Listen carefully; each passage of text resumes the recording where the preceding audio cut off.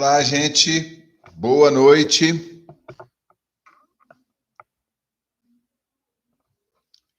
Estão me ouvindo bem? Me vendo e me ouvindo?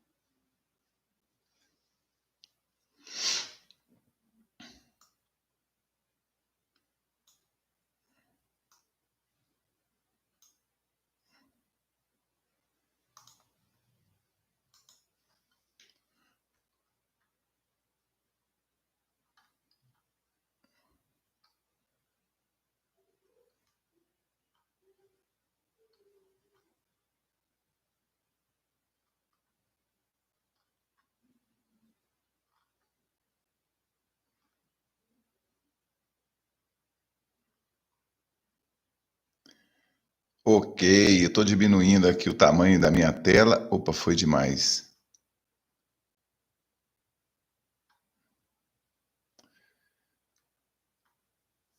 Ágata. Boa noite, Ágata.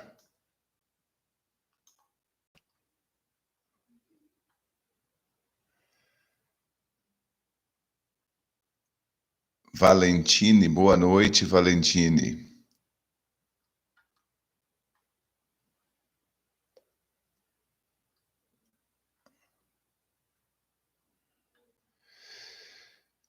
Quando eu diminuo o tamanho da tela, aumento o tamanho do chat. Aí eu posso ler de longe, fica lindo. Isso, agora eu vou esticar isso aqui um pouquinho. Assim. Valentine, Soares e Ágata. Já me falaram boa noite. Espero que vocês estejam bem. Eu, tirando a saudade, estou bem. Estou bem. Fernanda, boa noite, Fernanda Tecchio. Prima do meu amigo Elton Tecchio.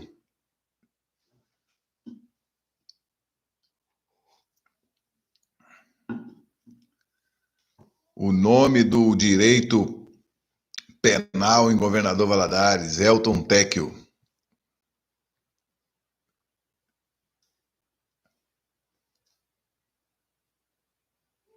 Prima não, sobrinha. Desculpa, Fernanda. Desculpa, sobrinha. Melhor ainda, né?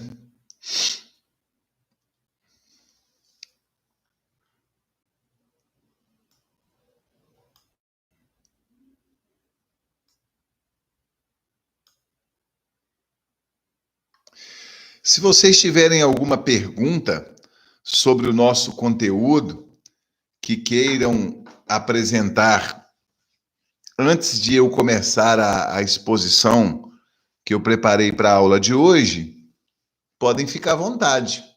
Às vezes alguma coisa que você leu, que você estudou, não ficou muito clara. Eu vou aproveitar a live para fazer uma pergunta para o professor. A hora é agora. Até que vocês vão pensando nisso, eu vou fazendo aqui algumas observações, porque como a live fica salva depois, se a gente deixa esse espaço vago, é um tempo precioso que a gente perde e que alguém que por acaso perder isso aqui volta depois e assiste, né? O pedaço perdido. As nossas lives vão continuar sendo nas segundas-feiras, às 20h30. Tá bom? Deixa eu levantar isso aqui um pouquinho. Isso. Fica um pouco mais alto aqui. As nossas lives continuarão sendo na segunda-feira, nas segundas-feiras, às 20h30. Isso não vai mudar. Está acontecendo hoje, dia 12, excepcionalmente, na terça, por causa da reunião que nós tivemos ontem, convocada pela coordenação de curso. Então, começou às 19 horas, fomos até depois das 9, uma reunião muito produtiva, e por causa disso não era possível eu realizar as minhas aulas na segunda. Mas a partir de segunda-feira que vem, dia 18, a gente retoma a nossa aula para a segunda-feira às 20h30, tá bom? Para que ninguém fique com dúvida com relação a isso aí. Hoje, com essa videoaula, a gente vai encerrar o nosso estudo sobre Aristóteles.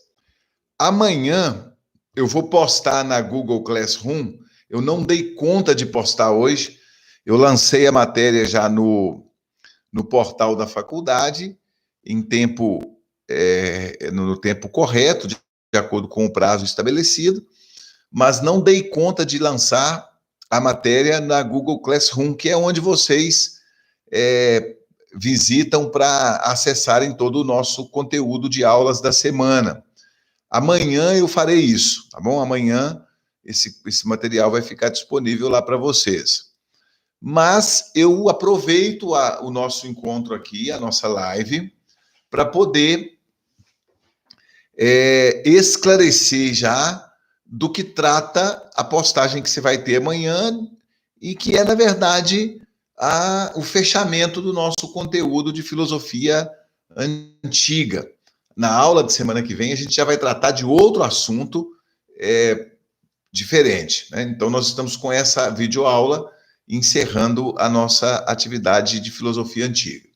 Inclusive, já está disponível no meu YouTube, e amanhã também estará disponível no YouTube da faculdade. Eu vou encaminhar esse material todo amanhã pela manhã.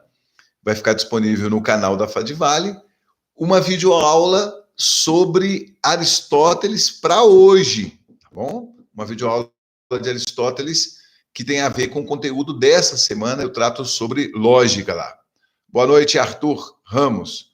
O Arthur Ramos ontem estava entrando na reunião que eu estava realizando com os professores, porque o pai dele, aí eu fui tomar conhecimento dos fatos, o pai dele estava entrando na reunião com a conta dele.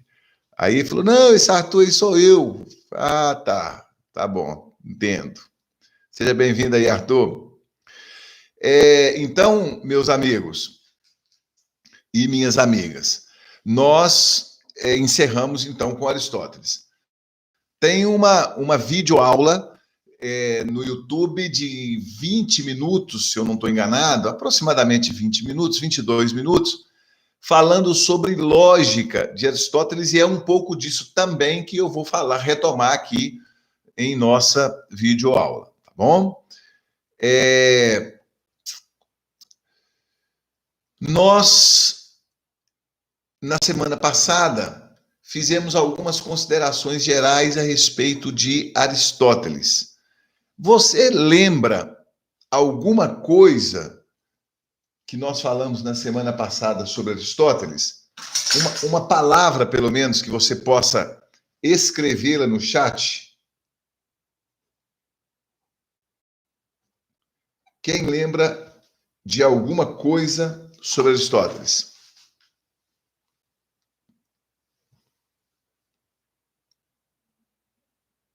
Quem arrisca um palpite? Pensamento pessoal? Como assim, Fernanda Tecchio?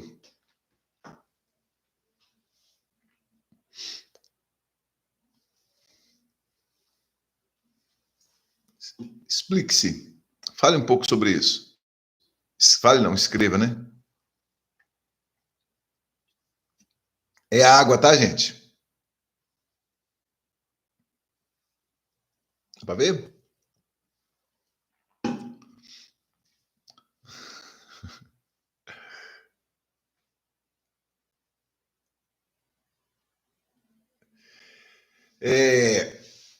Vamos lá. Deixa eu recuperar umas coisas. Quando a gente fala em Aristóteles, é inevitável não lembrar de Platão. Na verdade, a gente costuma falar sempre de uma tríade, né? de um tripé, que é chamado também de filosofia clássica. Sócrates, Platão e Aristóteles. Apagou a mensagem antes de eu ler, né, Fernanda? Bonito, né? Na hora que eu comecei a ler, você apagou. Sócrates, Platão e Aristóteles. Esses três autores compõem a filosofia clássica, a trilogia ou a tríade grega. Mas o mais importante é pensar Aristóteles em contraposição a Platão. Aristóteles é um pensador materialista em oposição a Platão, que é um filósofo idealista. Penso que aí a gente tem um ponto de partida assim bastante significativo para iniciar a nossa conversa sobre Aristóteles, né? Um filósofo que entende o alcance da verdade por intermédio da experiência. Isso nos leva a uma segunda ideia que também foi trabalhada na semana passada. Enquanto Platão é um filósofo que desvaloriza a importância dos sentidos, Aristóteles é um filósofo que valoriza a importância dos sentidos. Então aí a gente tem, eu poderia dizer assim, duas ideias que, se elas ficarem suficientemente claras, nós temos com certeza um ponto de partida bacana para chamar de nosso, né? No que diz respeito à filosofia socrática.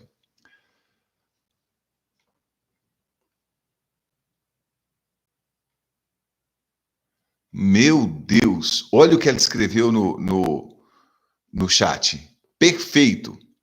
Uma ideia perfeita. Para Aristóteles, a interpretação filosófica sobre o mundo é uma interpretação que passa pelas realidades particulares e não pela realidade universal. Muito bem, Fernanda. Muito bem. Platão trabalha com essa estratégia de conhecimento, ou de que conhecer é conhecer a realidade em sua particularidade, né? É conhecer esta realidade, conhecer este objeto, né? Então, ele rompe com aquela ideia platônica de um conhecimento universal, um conhecimento abstrato. Muito legal. Alguém lembra de alguma outra ideia? O que eu quero dizer para vocês? O que eu preciso dizer para vocês? Gente, vocês lembram daquele PDF que eu disponibilizei na Google Classroom na primeira semana de aula? Na primeira semana de aula? Lembra? Quem lembra? Lembra que eu disponibilizei um arquivo em PDF até falei assim, olha, gente, esse material ainda está em fase de de redação, pode ser que ele tenha algum errinho de digitação. Lembram disso, não lembram? Então, a leitura daquele material é absolutamente necessária, absolutamente indispensável. Eu estou, por exemplo, com o meu arquivo, exatamente o mesmo que eu encaminhei para vocês, aberto aqui na minha tela, né? Aberto aqui na minha segunda tela, disponível para eu consultar, disponível para eu relembrar as coisas, e você também precisa ter esse material em mãos. O conteúdo de Aristóteles começa no módulo 11, página 31. Então, ele vai à página 31. Olha, na página 31 fala, contextualiza que após a morte de Platão, a academia passou por uma crise. A filosofia aristotélica, por outro lado, o conhecimento é do objeto específico e particular, como nos lembrou muito bem aqui a Fernanda. Inverte a lógica, que não confia nos sentidos e passa a considerar o conhecimento por eles produzido como ponto de partida para o conhecimento da realidade. Tudo está na página 31. A página 32 fala que ele não considera válido apenas o conhecimento metafísico, inteligível, mas considera o conhecimento sensível, numa perspectiva platônica, né? Página 32, página 33, a filosofia aristotélica também pode ser aplicada a incontáveis situações. Aí eu apresento ali exemplos ou aplicações concretas do pensamento de Aristóteles. Depois, o módulo 12 começa na página 34, aí o título é A Filosofia Materialista de Aristóteles, algumas categorias aristotélicas. Eu encerrei a aula na semana passada falando para vocês da categoria das chamadas 4 causas. Posso relembrar aqui, ó, não ia nem falar isso, mas vale a pena só mencionar, como ponto de partida para os estudos de algumas categorias aristotélicas. Apresento a você os conceitos de substância e acidente, com a ressalva de que faremos de modo muito simplificado. Tem que ler, né? Aí no texto eu vou apresentar um conceito de substância e de acidente. O que é substancial? Substancial é aquilo que não pode não estar presente sob pena de a coisa deixar de ser aquilo que ela é. Acidental é aquilo que, estando ou não estando presente, não interfere na essência daquela determinada realidade. Olha bem, uma caneta esferográfica, sem a esferinha na ponta dela, perde algo de essencial, concorda comigo? Uma caneta esferográfica, sem a esferinha, que permite à tinta se deslocar da caneta, do tubo, para se fixar na folha, sem a esferinha dela aqui, perde algo de substancial. Agora, essa minha caneta esferográfica tem um código de barra. Esse código de barra é acidental aqui. Ele pode ou não estar presente. Vou tirá-lo. Tirei. Ele pode estar presente ou não estar presente. Ele não altera a essência da caneta, né? Ele não altera aquilo que efetivamente é a caneta. Então, tem que dar uma lida nesses conceitos para que você, se apropriando deles, tenha uma melhor compreensão do conjunto da obra de Aristóteles, né? Claro que aqui a gente faz de modo muito introdutório. Bom, então a gente avança para a página 37. Começamos qual página mesmo? Esqueci. Começamos na página 31. 31. Veja o que você tem aí, material de ótima ajuda. Na página 37, a gente está no módulo 13, que trata exatamente sobre a lógica aristotélica, e esse conteúdo vai terminar aí no meio da página 39, tratando de lógica. 31, 32, 33, 34, 35, 36, 37, 38. São 8 páginas e meia, menos 8 páginas de conteúdo. Você, desculpa ficar insistindo, precisa ler esse conteúdo, tá bom? Pega, imprime se você tiver dificuldade de ler na tela, marca as informações que você está achando mais interessante, anota a dúvida que você tem, fala, isso aqui eu vou perguntar ao professor na próxima aula. Isso aqui eu vou perguntar, eu quero entender melhor. Mas você precisa fazer esse movimento, tá bom? E não deixa passar, não, porque o semestre vai acabar desse jeito, com esse sistema de aula remota, e o que não ficar bem feito agora, infelizmente, vai ter que ser feito depois, num momento talvez de mais tensão do que agora, né? Então é importante que você leve isso aí em conta. Bom, então nós temos 3 módulos tratando de Aristóteles. Aristóteles é o cara que desenvolve uma atividade muito grande sobre a lógica. A palavra lógica é uma palavra que nós usamos no nosso cotidiano e ela significa, ela é sinônimo de alguma coisa do tipo assim, é claro que sim, né? Alguém pergunta para você, vai ter, assim que a pandemia acabar, vai ter aqui em Valadares show do Bel Marx. Você vai? Aí você diz assim, é lógico? Então você está dizendo, é claro que sim, né? A palavra é comumente usada como sinônimo dessa expressão, quase que uma interjeição, né? Claro que sim, é lógico, né? Você pode me ajudar? É lógico. Só que para nós, a palavra lógica, vai ter também, além dessa conotação que não deixa de ser válida e verdadeira, vai ter também uma conotação técnica, que na verdade, a que mais importa para a gente, né? Isso é verdade.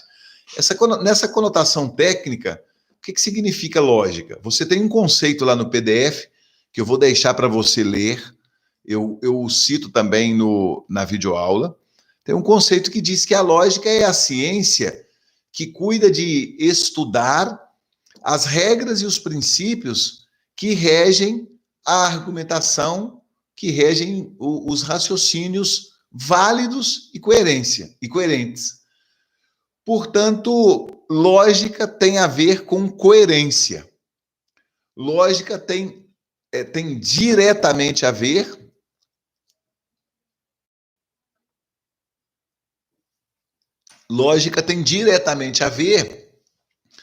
com rigor, com coerência, com não falar de modo dúbio, a não ser que a dubiedade faça parte do raciocínio, de não falar de modo contraditório, né? Para que a lógica? Por que a lógica é algo tão importante? Ora, a lógica é algo muito importante porque a lógica garante a validade do raciocínio apresentado pelo filósofo na defesa das suas ideias, das suas teorias. O filósofo, na verdade, ele só dispõe, não é só dispõe, mas a principal ferramenta da qual o filósofo se vale para o enfrentamento das adversidades no campo teórico é o argumento. Quer dizer, o filósofo só tem o argumento para usar como ferramenta no convencimento do seu interlocutor, né? Não tem mais, né? Não tem mais nada. de substancial, de forte, de realmente importante. Eu quero convencer você, por exemplo, de que... Vou usar o mesmo exemplo que eu coloco lá na videoaula. Eu quero convencer você de que o ser humano é dotado de liberdade. O problema da liberdade é um problema clássico, antigo na história da filosofia. Então, eu quero convencer você a respeito da liberdade humana e quero te conquistar para a aceitação desta tese. O homem é livre, o ser humano é livre. Você, por outro lado, é mais simpático àquela visão segundo a qual o ser humano não é livre, o ser humano é determinado. Ele tem determinações sociais, determinações genéticas, culturais, religiosas. Portanto, na sua concepção, o modo como eu me comporto, a forma como eu vivo, as coisas que eu penso, as opiniões que eu tenho e as atitudes que eu apresento são fruto do meio em que eu estou inserido. Já ouviu aquela expressão? O homem é livre ou é fruto do meio? A gente está dentro desse ambiente discursivo aqui, ou esse ambiente de debate. Eu penso que o homem é livre e você pensa que o homem não é livre. Como é que a gente vai desenvolver o nosso raciocínio? Como é que nós podemos evoluir para uma hipótese de você me convencer de alguma coisa ou de eu convencer você de alguma coisa? Que ferramenta a gente vai utilizar? Os argumentos, né? Os raciocínios. Eu vou organizar a partir de alguns fundamentos que eu entendo serem fundamentos muito consistentes ou até incontestáveis, e você vai fazer a mesma coisa, e nós vamos colocar esses fundamentos, esses argumentos para interagirem, e de repente a gente vai sair desse lugar, né, em que a gente está. Eu posso me convencer de que a sua teoria é mais interessante que a minha e falar, a partir de agora eu mudei de opinião. Mas a ferramenta que você tem para me levar à mudança de opinião é o argumento. Então, o argumento para a filosofia, para as ciências humanas de modo geral, mas para a filosofia ainda mais, o argumento ele é a ferramenta que permite a evolução do pensamento. Então, o argumento precisa ser coerente, precisa ser consistente, né? Você confiaria em um método de análise clínica, de análise do sangue, que tem vários problemas? Vamos imaginar assim, ó, vai testar se a sua glicose está boa.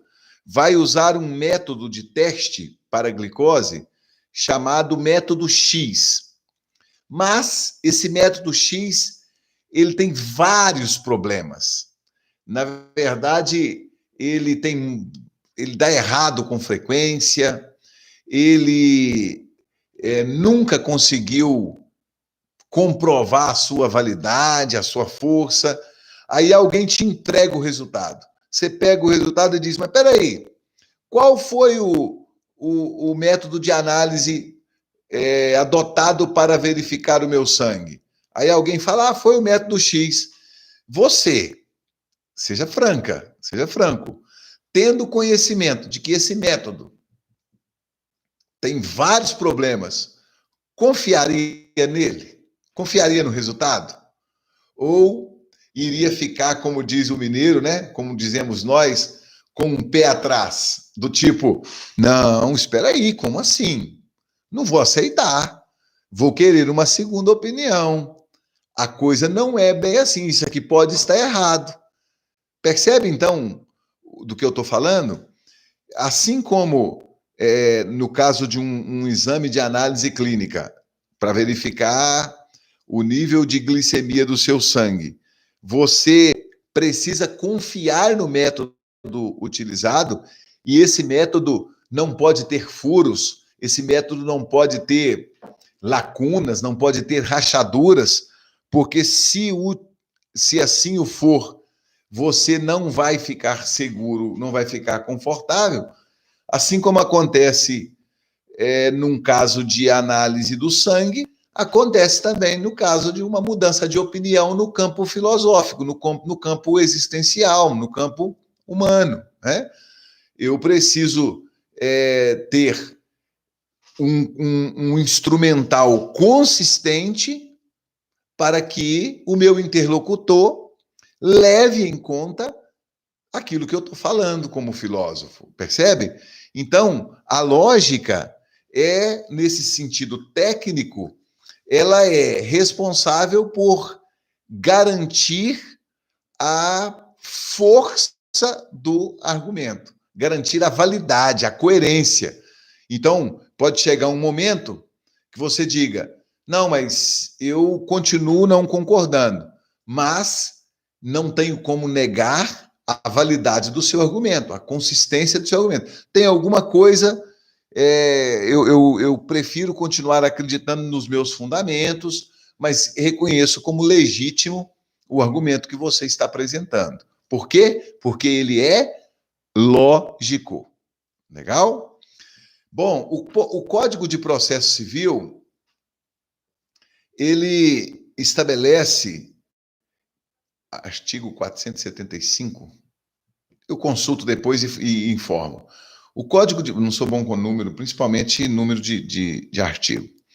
O Código de Processo Civil afirma que uma petição inicial pode ser indeferida. Acompanhe esse raciocínio. Uma petição inicial pode ser indeferida se ela for inepta. Inepta. Não apta. Inepta, não apta. Ok? Uma petição pode ser inepta por alguns motivos que vocês vão estudar na disciplina de processo posteriormente. Ela pode ser inepta por algumas razões. Entre as razões de inépcia está uma que tem tudo a ver com o tema da nossa aula de hoje. Porque diz assim, uma petição pode ser inepta quando o pedido não decorre logicamente dos fatos. Entendeu?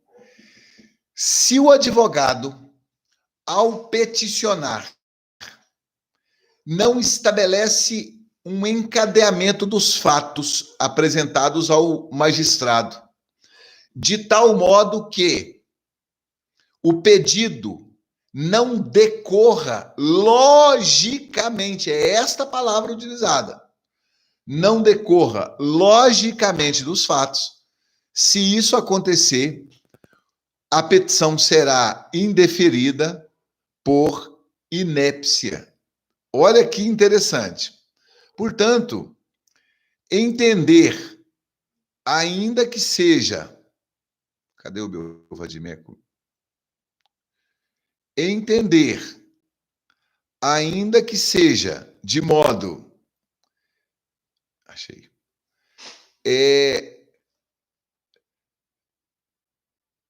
CPC.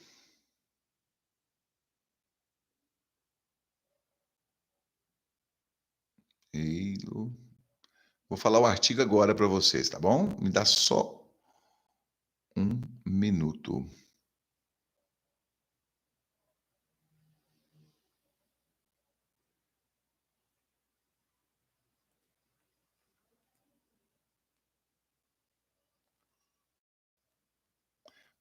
Artigo 330. Do indeferimento da petição inicial. A petição inicial será indeferida quando, inciso 1º, for inepta.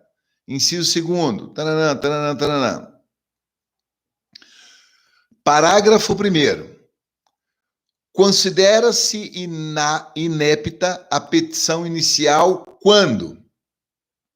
Então, a petição pode ser indeferida quando for inepta, e aí o próprio artigo 330 diz: a petição é considerada inepta quando?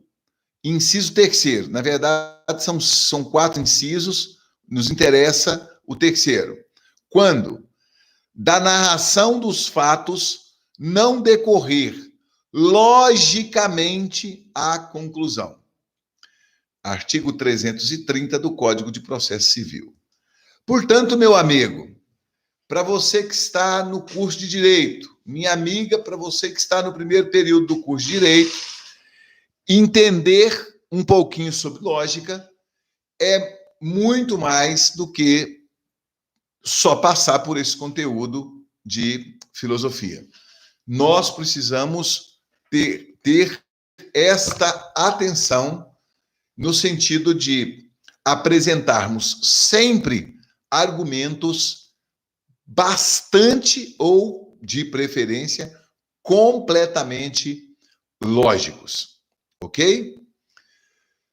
Existem classicamente falando, duas formas lógicas básicas, ou mais clássicas mesmo, né? Que são a dedução e a indução. Essas palavras também são muito perigosas, porque no dia a dia a gente usa a palavra dedução e a palavra indução, às vezes em sentido nada técnico, entende? E isso acaba levando, na hora que a gente está estudando o conteúdo, ao risco de algum equívoco. Fique bem atento a isso. Um raciocínio é dedutivo quando o ponto de partida dele é amplo, é universal, é geral. E ele parte de algo universal e chega a algo particular. Parte de algo geral e chega ao específico. Ou eu poderia até dizer, parte de uma perspectiva mais ampla e chega a uma menos ampla, para ficar mais claro, né? Então, por exemplo, todos os brasileiros natos, todos os brasileiros são livres e iguais perante a lei. Olha onde está a amplitude, a universalidade. Eu falei que são livres e iguais perante a lei. Eu falei algo de um sujeito. Quem é esse sujeito? Observe que eu falo de todos. Todos os brasileiros são livres e iguais perante a lei. Todos. É amplo. Percebe? Aí eu digo assim, José Luciano é brasileiro. Você já sabe a conclusão, né? Se todos os brasileiros são livres e iguais perante a lei, José Luciano é brasileiro, logo, José Luciano é livre e igual perante a lei. Eu parto de uma afirmação que tem a ver com todos os brasileiros e chego a uma conclusão que tem a ver com o José Luciano, que é particular. É um sujeito nesse conjunto todo. Então, eu fiz um processo dedutivo, do geral para o particular. Ok? O raciocínio indutivo, que é a outra forma de raciocínio, ele faz o caminho contrário. Ele vai do particular para o geral. Né?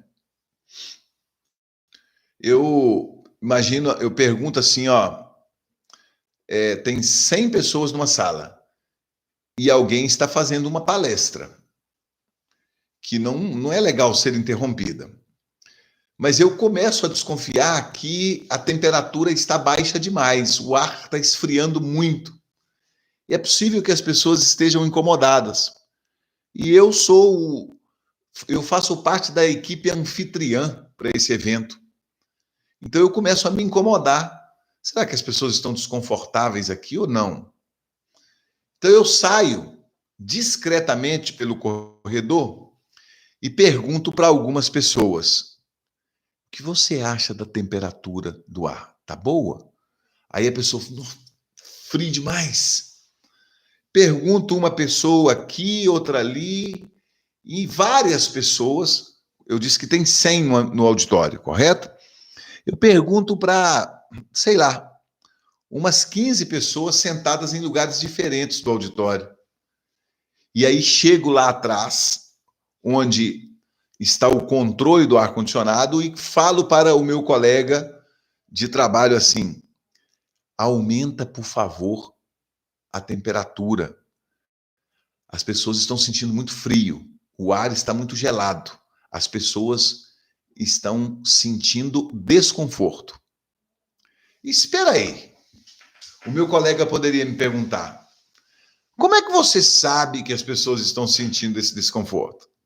Aí eu ia dizer: eu perguntei, mas eu disse que as pessoas estão sentindo desconforto com o frio. Eu disse que as significa todas, ok? Eu perguntei para todo mundo? Não. Mas eu fiz um raciocínio indutivo. Eu observei, eu conversei, eu identifiquei esta informação em situações particulares, com aquelas pessoas espalhadas pelo auditório, e ampliei a informação que eu obtive nesta análise de situações particulares. Então, eu fui do particular para o geral. Eu fiz uma indução, ok? Eu fiz uma indução. Vamos... dedução e indução tá bom aí. Os estudiosos sobre lógica frequentemente nos falam da importância de nós entendermos um pouco sobre os silogismos para entender um pouco mais da lógica. O silogismo tem algumas regras. Na verdade, algumas não. Ele tem 8 regras. 4 regras tratam de premissas e 4 tratam de termos. Eu não vou entrar nessa discussão técnica com vocês, porque ela não é o que é mais... Isso não é o que é mais importante, não. Mas algumas observações são importantes. Por exemplo, quando nós temos 2 pontos de partida particulares, a gente não chega à conclusão óbvia. E é legal ficar atento a isso, porque, às vezes, no calor de um debate, se a gente não mata a charada, a gente acaba validando conclusão inválida. Por exemplo,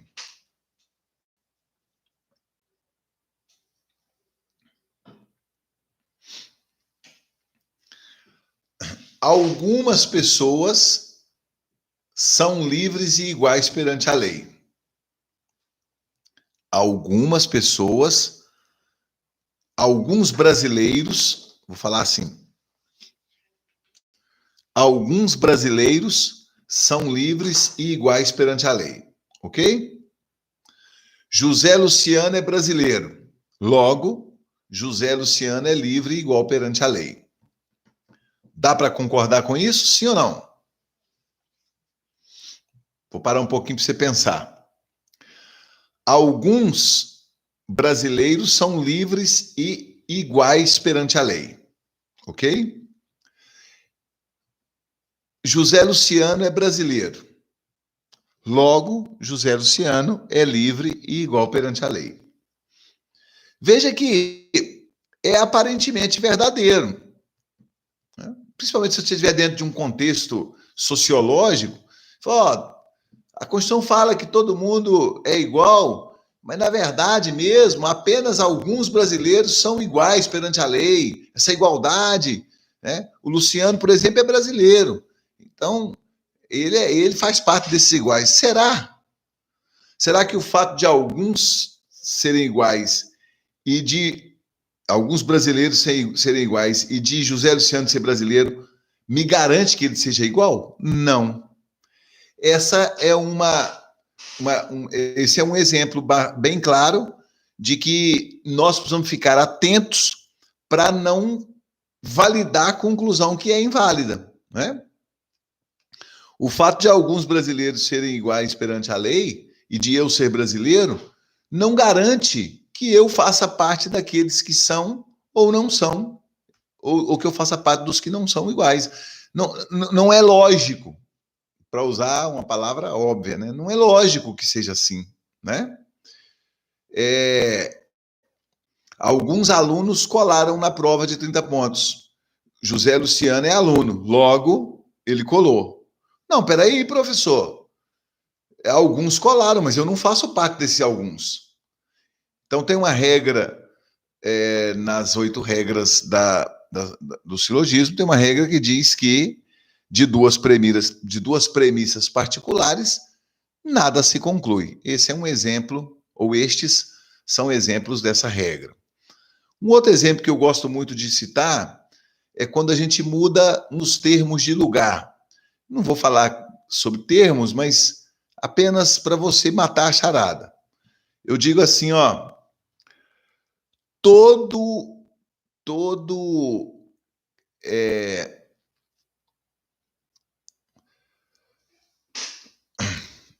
homem é mortal. Todo homem é mortal. Fred é mortal. Logo, Fred é homem. Pensa nisso. Claro que eu repito. Todo homem é mortal. Ponto. Fred é homem. Ponto. Logo, Fred é mortal. Vou escrever no chat, porque tem gente que gosta de ler.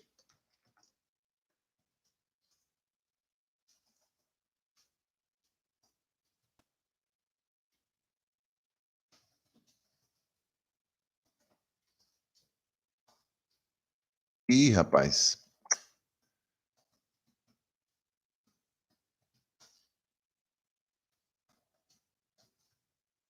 Ah, não, desculpa. Vou apagar isso aqui. Vou apagar tudo. Consigo apagar? Remover. Remover. Vou fazer. Tentar. Queria fazer. Deixa eu digitar aqui. Caramba. Caramba, velho. Porque eu não queria.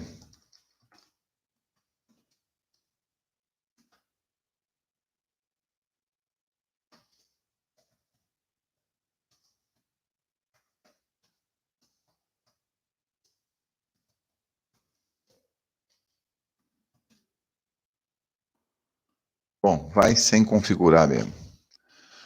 Todo homem é mortal, Fred é mortal, logo Fred é homem. Porque o silogismo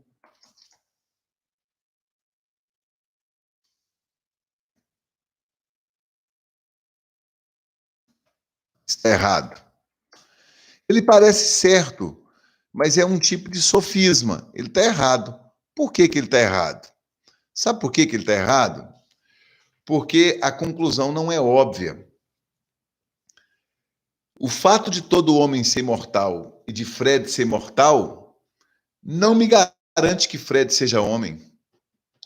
Por exemplo, no caso concreto, todo homem é mortal. Fred, a quem me refiro nesse silogismo, é um cachorrinho da minha vizinha. Fred, para de latir, Fred. Ela fica gritando com ele. Fred, vem aqui, para de latir, não sei o quê. Te ligou nisso aí? Olha bem, raciocinar logicamente é perceber esses detalhes para que as conclusões não sejam inconsistentes, para que as conclusões sejam válidas, né? Para que as conclusões sejam válidas. No mais, tem material disponível em PDF. Amanhã eu vou postar na Google Classroom videoaula, live e mais informações, orientação de estudo. E aí eu passo a bola para você, porque você precisa fazer a parte que te compete, não é verdade? Para que a coisa flua adequadamente. Aproveito a oportunidade para lembrar aos meus orientandos e orientandas do projeto integrador duas coisas. Primeira, tem um material lá no nosso grupo de projeto integrador particular, tem um material lá orientando sobre a elaboração do resumo de vocês, e eu gostaria que vocês assistissem ao vídeo até o final, que vocês lessem as orientações, porque o prazo, essa é a segunda observação, para a entrega da primeira versão do trabalho é sexta-feira agora, tá bom? Estou contando com a pontualidade de vocês. Ok? Alguma pergunta? Se não tiver, nós vamos encerrar 51 minutos de live. Eu estou cansado. Esse processo de falar sentado, falar sem parar, ele é cansativo. Mas é gostoso, vale a pena, né? Melhor do que não ter contato com vocês.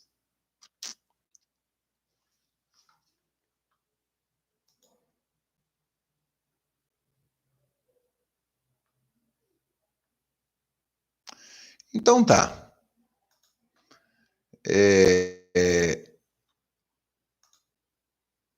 Não tem perguntas.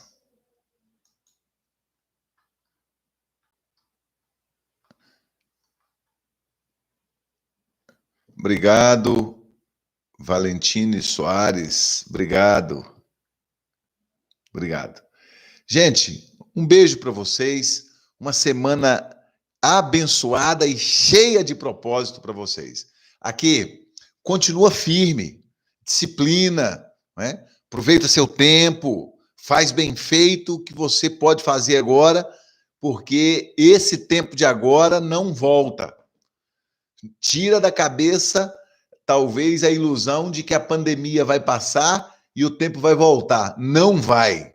O que você fez bem feito ficou feito, o que não fez bem feito, cara, é vida que foi. Tá bom? Ó, um grande abraço, um grande beijo, abraço de longe. Fique bem aí, tá bom? Conte comigo, tô contando com vocês. Tchau.